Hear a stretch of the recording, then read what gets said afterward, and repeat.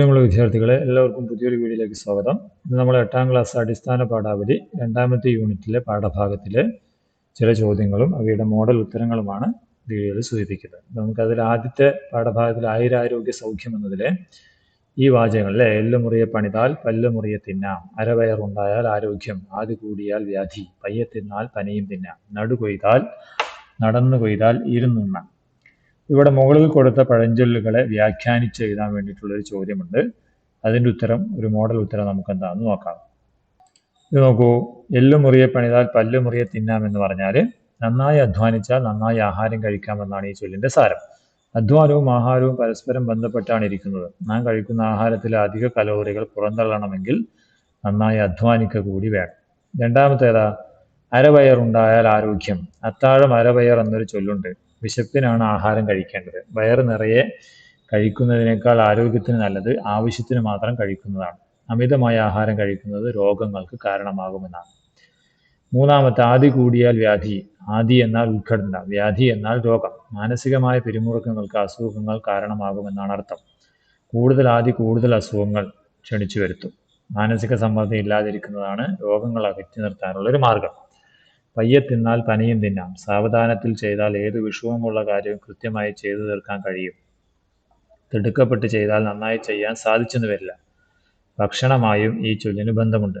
സാവധാനത്തിൽ വേണം ആഹാരം കഴിക്കാൻ. വാരി വലിച്ച് കഴിക്കുന്നത് ആരോഗ്യത്തിന് ആപത്താണ്. അടുത്തത്, നടന്നു കൊയ്താൽ ഇരുന്നുണ്ണാം എന്ന് പറഞ്ഞാൽ നന്നായി അധ്വാനിക്കുന്നവന് പിന്നീട് ആവശ്യത്തിന് ആഹാരം കഴിക്കാൻ സാധിക്കും. അധ്വാനിക്കാത്തവന് അതിന് അവസരം കിട്ടുകയില്ല. നടന്നു കൊയ്യുക എന്നാൽ നന്നായി അധ്വാനിക്കുക എന്നർത്ഥം. അധ്വാനം നല്ല വ്യായാമമാണ്. അങ്ങനെയുള്ളവർക്ക് ദീർഘകാലം സുഖമായി ജീവിക്കാൻ കഴിയും.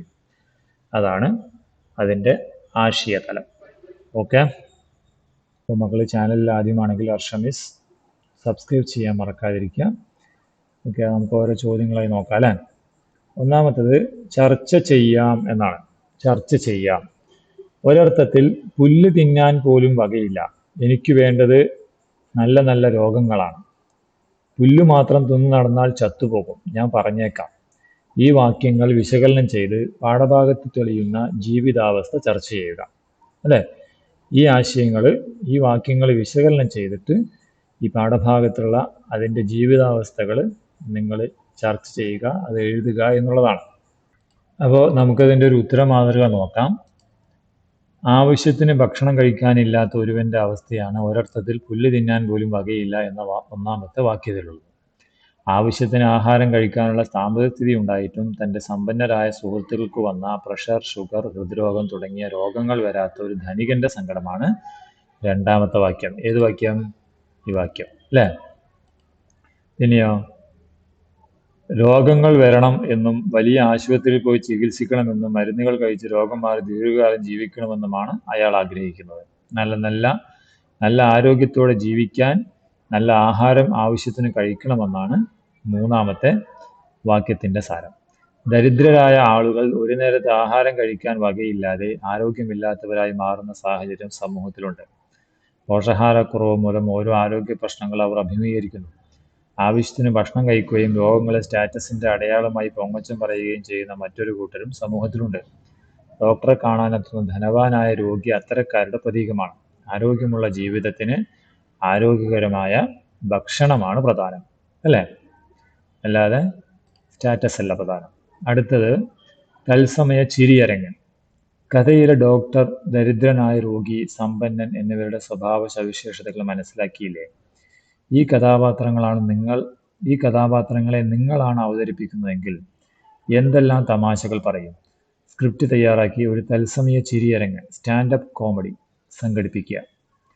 സൂചനകൾ: രസകരമായ സന്ദർഭങ്ങൾ, ചിരി ഉണർത്തുന്നതും കുറുക്കിക്കൊള്ളുന്നതുമായ സംഭാഷണങ്ങൾ, കഥാപാത്രങ്ങളുടെ അംഗചലനങ്ങൾ.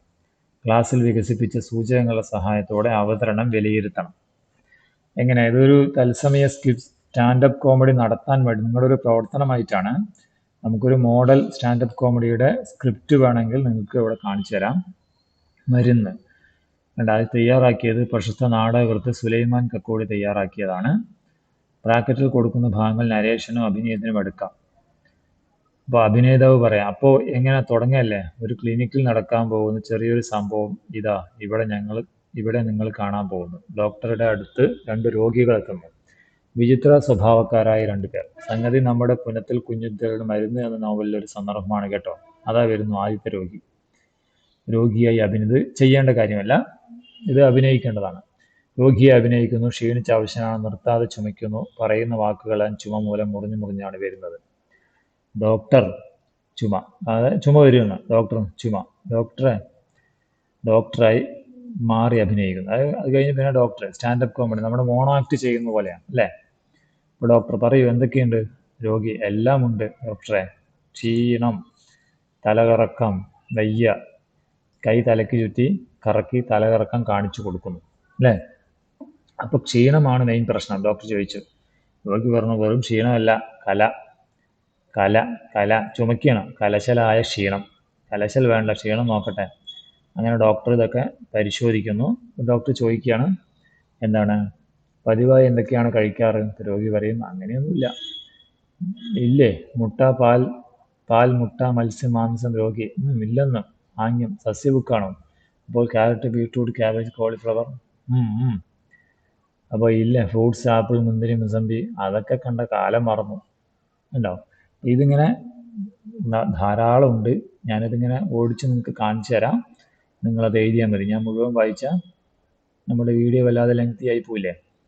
ഇപ്പോൾ രോഗി പറയുന്നത് ഉള്ളത് പറയാലോ സാറേ, പുല്ല് തിന്നാൻ പോലും വകയില്ല. നല്ല ദൈവവിശ്വാസമുള്ള ചെല്ലിക്കാസ് കൈക്കൂലി മേടിക്കാത്ത സത്യസന്ധനായ ഒരു ശിപായിയാണ് ഞാൻ.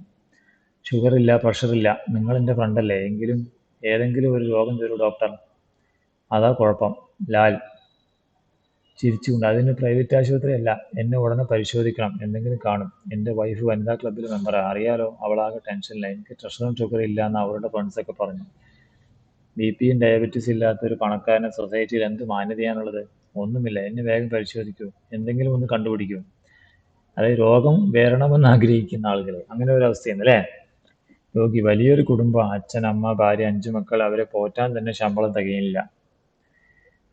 ഡോക്ടർ അല്പനേരം ചിന്തയിലാണ്ടു. സഹതാപത്തോടെ തലയുയർത്തി രോഗിയെ നന്നായി നോക്കി അലമാരയിൽ നിന്ന് 2 പാക്കറ്റ് ബിസ്ക്കറ്റും ഒരു കുപ്പി ടോണിക്കും എടുത്തു കൊടുത്തു. ഇത് കൊണ്ടുപോയി കഴിക്കുക. തനിക്ക് സൂക്കേടൊന്നുമില്ല, പോഷകാഹാരക്കുറവുണ്ട്, കണ്ണിൽ ഒരു തുള്ളി ചോരയില്ല. കണ്ണിൽ ചോരയില്ലാത്ത ഒരുപാട് ഉദ്യോഗസ്ഥരെ കണ്ടിട്ടുണ്ട്, ഇതുപോലൊന്നും ആദ്യമായിട്ടാ. അപ്പൊ ചിരിക്കാൻ. കടലയും പയറും ഒക്കെ കുറേശ്ശെ മേടിച്ച് കഴിക്കുക. പിന്നെ ചീര, മുരിങ്ങ തുടങ്ങിയ പച്ചിലകളും വല്ലപ്പോഴും ഒക്കെ മത്തിയും അയിലയൊക്കെ കൂട്ട്. കടലിലെ സസ്യങ്ങൾ മാത്രം അവ കഴിക്കുക, അതുകൊണ്ട് കുഴപ്പമില്ല. പിന്നെ ചുമ, അത് ബീഡി വലിക്കുന്നുണ്ടാ. നല്ല വലിയാണല്ലേ. ഞാനത് മണത്തറിഞ്ഞു, പൊയ്ക്കോളൂ. അങ്ങനെ എന്താണ് ഈ കാര്യങ്ങൾ ഇതിൻ്റെ മൊത്തം കാര്യങ്ങൾ ഞാനിവിടെ നിന്ന് ഓടിച്ച് ഇങ്ങനെ സ്ക്രോൾ ചെയ്ത് കാണിക്കാം. നിങ്ങൾക്ക് നോക്കി എഴുതാവുന്നതാണ് വേണമെങ്കിൽ. ഓക്കെ, നിങ്ങൾ സ്വന്തമായി തയ്യാറാക്കുന്നതായിരിക്കും കുറച്ചും കൂടി നല്ലത്. ഇത് നമ്മളൊരു മോഡൽ മാത്രമാണ്. ഓക്കെ, ഇത്ര അവസാനം. എന്നാൽ രോഗമുണ്ടെന്ന് ഭാവിച്ച് ചികിത്സ എടുക്കുന്ന എത്ര ആളുകൾ നമുക്കിടയിലുണ്ട്, അതൊന്ന് സൂചിപ്പിക്കാനാണ് ഇതിവിടെ അവതരിപ്പിച്ചത് എന്ന് പറഞ്ഞ് നന്ദി എന്ന് പറഞ്ഞിട്ട് അവസാനിപ്പിക്കുക. ഓക്കെ, അപ്പോൾ അതാണ് അതിൻ്റെ സ്റ്റാൻഡപ്പ് കോമഡിയുടെ സ്ക്രിപ്റ്റ്. ഇനി അടുത്തത് കണ്ടെത്താം, എഴുതാം. കലശലായ ക്ഷീണം, നന്നായി പരിശോധിച്ചു, വേഗം എത്തിച്ചു കൊടുക്കണം. അടിവരയിട്ട പദങ്ങൾ ആശയതലത്തിൽ വരുന്ന മാറ്റമെന്ത്? കണ്ടെത്തി എഴുതുക. എന്താണ് മാറ്റം വരിക? കലശലായ ക്ഷീണം എന്ന് പറഞ്ഞാൽ ക്ഷീണം എന്ന് മാത്രം പറഞ്ഞാൽ യഥാർത്ഥ ശാരീരിക അവസ്ഥകൾ മനസ്സിലാക്കാൻ കഴിയില്ല. കലശലായ എന്ന് ചേർക്കുമ്പോൾ അയാൾ ക്ഷീണം കൊണ്ട് അവശനാണ് എന്ന് മനസ്സിലാക്കാം. വളരെ ക്ഷീണിതനാണ് എന്നാണ് കലശലായ ക്ഷീണം എന്നതുകൊണ്ട് അർത്ഥമാക്കുന്നത്. നന്നായി പരിശോധിച്ചു എന്ന് പറഞ്ഞാൽ നല്ല രീതിയിൽ സൂക്ഷ്മമായി പരിശോധിച്ചു എന്നാണ് അർത്ഥം, എന്നാണ് ഇവിടെ വിവക്ഷ. പരിശോധിച്ചു എന്ന് പറയുമ്പോൾ സാമാന്യമായി നോക്കി എന്നേ അർത്ഥം വരുന്നുള്ളൂ. നന്നായി എന്ന് കൂടി ചേർക്കുമ്പോൾ പരിശോധന കൂടുതൽ സൂക്ഷ്മവും വിശദവുമാകുന്നു. നല്ല രീതിയിൽ പരിശോധന നടന്നു എന്നർത്ഥം. വേഗം എത്തിച്ചു കൊടുക്കണം എന്ന് പറഞ്ഞാൽ എത്തിച്ചു കൊടുക്കണം എന്ന് മാത്രം പറഞ്ഞാൽ എപ്പോഴെങ്കിലും എത്തിച്ചു കൊടുത്താൽ മതി. വേഗം എന്ന് കൂടി ചേർക്കുമ്പോൾ എത്രയും പെട്ടെന്ന് എത്തിച്ചു കൊടുക്കണമെന്ന അർത്ഥമാണ് കിട്ടുന്നത്. ഓക്കെ, അതാണ് അതിൽ ആശയതലത്തിലുള്ള വ്യത്യാസം. ഇനി വരയും ചിരിയും. കലാവിദ്യാഭ്യാസവുമായി ബന്ധപ്പെട്ട് കാർട്ടൂൺ രചന പരിചയപ്പെട്ടിട്ടുണ്ടല്ലോ. പ്രത്യാശയുടെ കിരണങ്ങൾ എന്ന പാഠത്തിലെ ഉചിത സന്ദർഭങ്ങളെ കാർട്ടൂണാക്കി മാറ്റുക. ഈ പാഠം പറഞ്ഞ് നമ്മൾ മുകളിൽ പഠിച്ച പാഠഭാഗത്തെ സന്ദർഭങ്ങൾ കാർട്ടൂണാക്കി മാറ്റാൻ വേണ്ടിയിട്ടാണ് കേട്ടോ. കഴിയുന്നവരൊക്കെ അത് ചെയ്യണം. അത് സ്വന്തമായി ചെയ്യേണ്ട ഒരു പ്രവർത്തനമാണ്. അടുത്തത് സർവേ ഫോറം. സമൂഹത്തിൽ വർദ്ധിച്ചു വരുന്ന ജീവിതശൈലി രോഗങ്ങൾക്കെതിരെ ബോധവൽക്കരണം നടത്തുന്നതിന്റെ മുന്നോടിയായി വിവരശേഖരണം നടത്തുന്നതിന് ഒരു സർവേ ഫോറം തയ്യാറാക്കുക. സർവേ ഫോറത്തിൽ എന്തെല്ലാം വേണം? പ്രദേശത്തിന്റെ പേരും തരവും, വ്യക്തിഗത വിവരങ്ങൾ, ആൺ പെൺ വയസ്സ്, ശേഖരിക്കേണ്ട വിവരങ്ങൾ, ചോദ്യാവലി, സമയക്രമം, ഇങ്ങനെ എല്ലാം കൊടുക്കണം അല്ലേ? അപ്പോൾ സർവേ ഫോമിന്റെ ഒരു മോഡല് നിങ്ങൾക്ക് ഇവിടെ കാണിച്ചു തരാം. സർവേ ഫോറം മോഡൽ ഇങ്ങനെ നമുക്ക് വെക്കാം. ആദ്യം ക്രമ നമ്പർ, പിന്നെ പേര് എഴുതുക. പേര് നിങ്ങൾക്ക് നിങ്ങളുടെ നാട്ടിലെ ആളുകളുടെ പേരാണ് എഴുതേണ്ടത്. പേര്, പിന്നെ വയസ്സ്, പിന്നെ സ്ത്രീയാണോ പുരുഷനാണോ, പിന്നെ പഞ്ചായത്ത് ഏതാ, മുനിസിപ്പാലിറ്റി ഏതാണ്, ജോലി എന്താണ്, ഭക്ഷണക്രമം, രാവിലെ ചപ്പാത്തി, ഉച്ചയ്ക്ക്, അത് എന്താണെന്ന് വെച്ചാൽ എഴുതണം. സ്ഥിരമായി കഴിക്കുന്ന മരുന്നുകൾ ഇല്ല. അപ്പോൾ ഇങ്ങനെ ഒരു ഫോം ഉണ്ടാക്കിയിട്ട് ഇത് സർവേ നടത്തി ടീച്ചർക്ക് കാണിച്ചു കൊടുക്കണം. ഓക്കെ.